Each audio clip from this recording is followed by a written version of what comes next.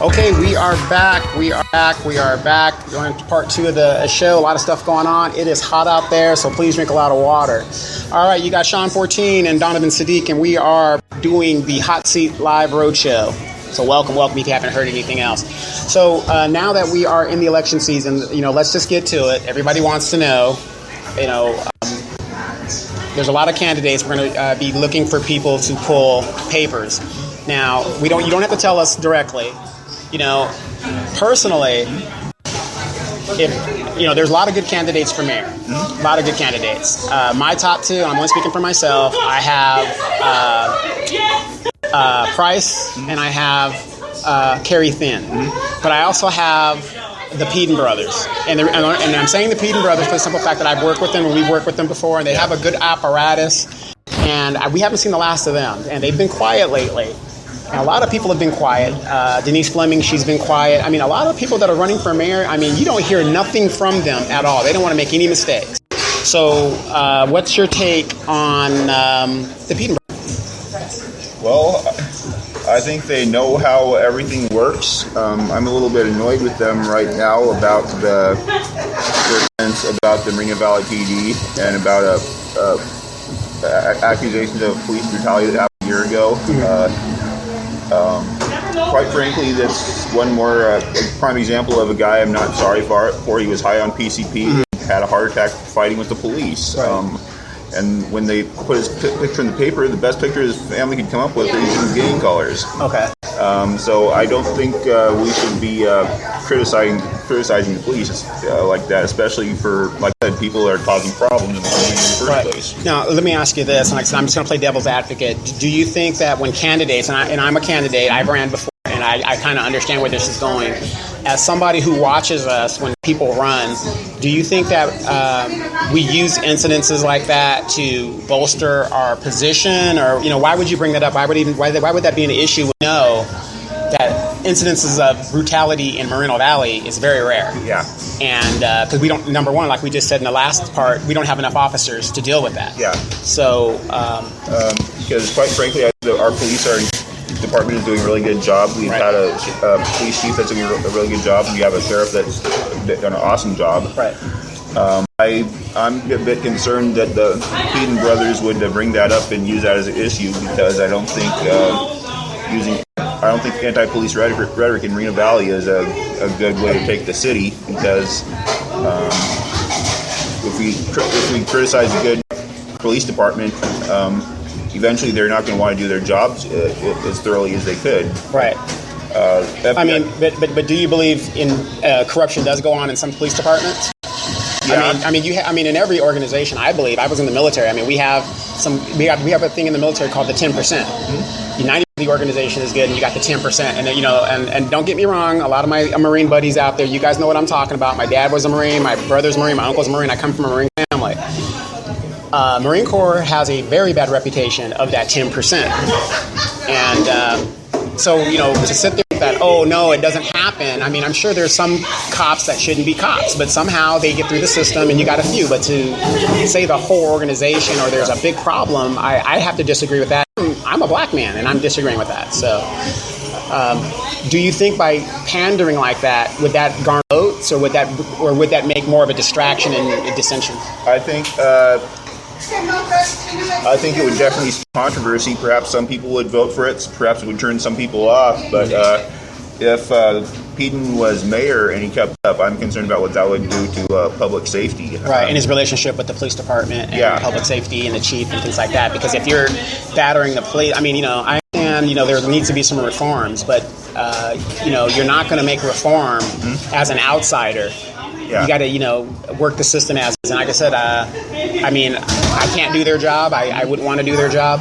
But you do have officers that are pretty intense, and you've got suspects that are pretty intense. So, I just kind of wonder, as a candidate, when we do that, does that really bolster our chance for election when you bring an issue like that up? Because I don't think we have a problem like that here in the city. Yeah, especially since we don't have a problem with police corruption. Right. I don't think that's something that we need to bring up. Perhaps there's some little issues, but I think those are something that could be handled city hall meetings. I don't think I haven't seen or heard anything that would warrant a protest. At least nothing I would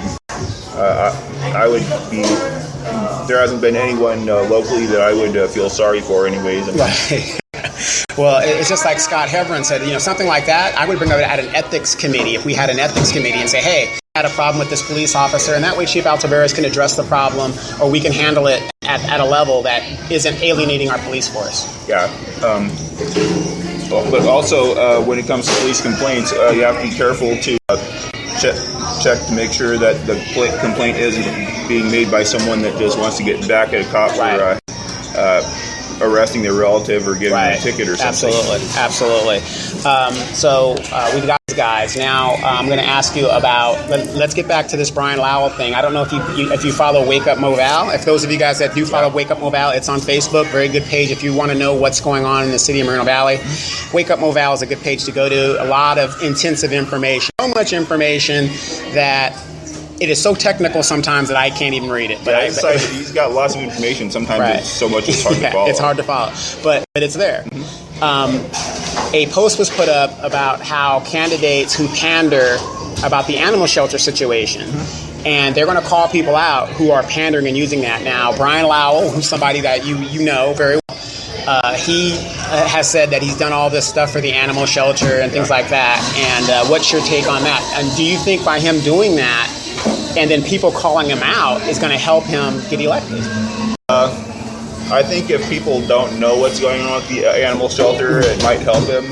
But the fact of the matter is, until he addresses the problem with animals being killed, including animals where they can't identify if they're killing microchipped animals, and Brian Lowell's not bringing that up, then it's pandering, and it's not doing the reputation of the city any good, and especially not doing the reputation of the city animal shelter any good. Right, because I kind of wonder about that, because when I ran 2 years ago, that was one of the first things that was on my flyer, that, all my animals come from the animal shelter. Now, I don't want to come off as I'm pandering to the animal shelter, but I was not always there, but I went to a lot of meetings when we were talking about the animals. We've been asking LaDonna Jimson to deal with this situation ever since she sat on that seat.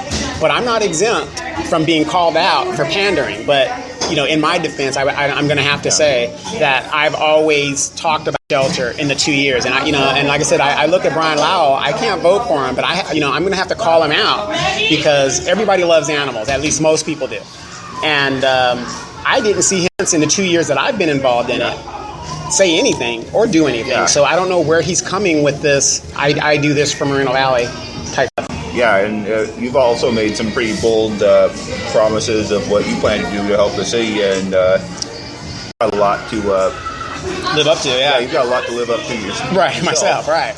But Brian Lowell, I don't know.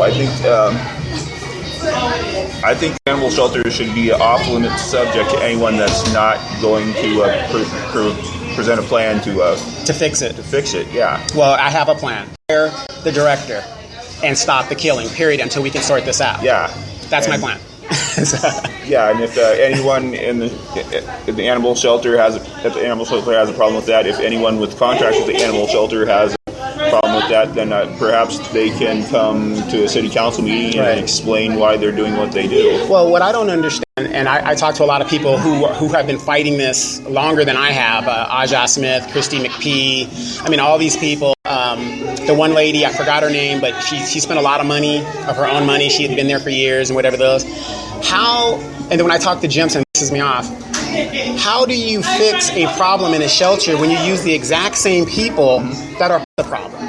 And that's why I say my plan is to fire those people and get new people in there. Yeah, and so review all the contracts that that animal shelter has with any private companies. Right.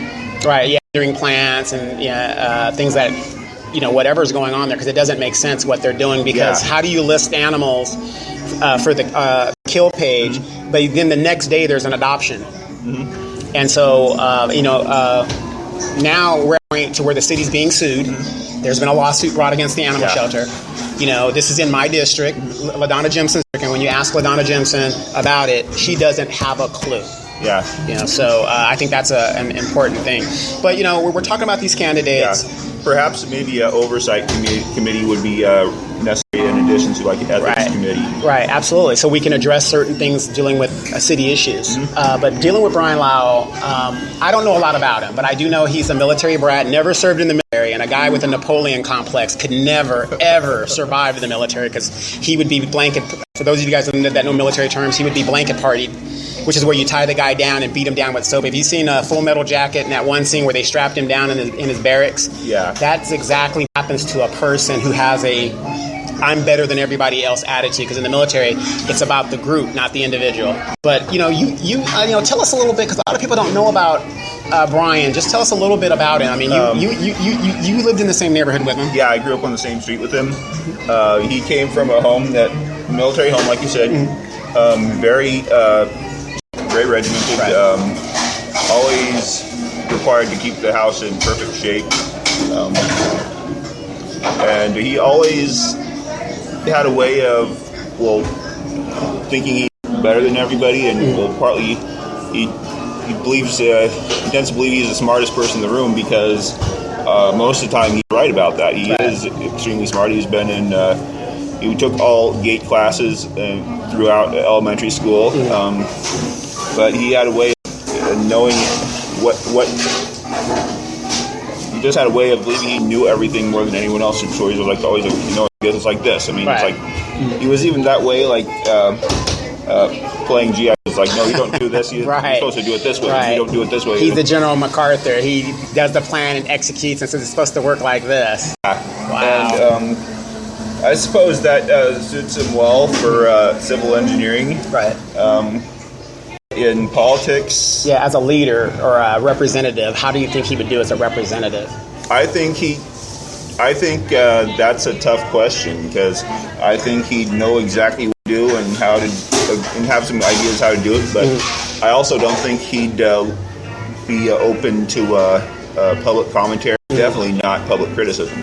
Right. So, as a military person, you could be a base wing commander. And when I worked as an ops officer, I reported to base wing commander. He doesn't know everything. And it was my job to brief him on what flights were going on and, how the airfield was running and what we needed. And that input, he takes all that input and then he makes a decision. Now, Brian, having a Napoleon complex, it seems like he makes the ultimate decision no matter what we have to tell him in regards. And to me, that's the worst kind of leader, because it's like, hey, you got to do it this way. You're going to cost money in the end. Yeah. And also, my biggest concern is just if he's taking Highland Fair money. Maybe he takes Highland Fairview money, but that in his, I don't see him believing that means he owes them any favors, things like that. Yeah, in his mind, it's like one in charge, and people will owe him favors. Wow, so he's going to take the money and stiff them. I like part of it. I like that part of it. So maybe it'd be kind of interesting if Lowell's elected. I'd be interested to be a fly on the wall and hear some of the conversations he and Ito have. Right, absolutely.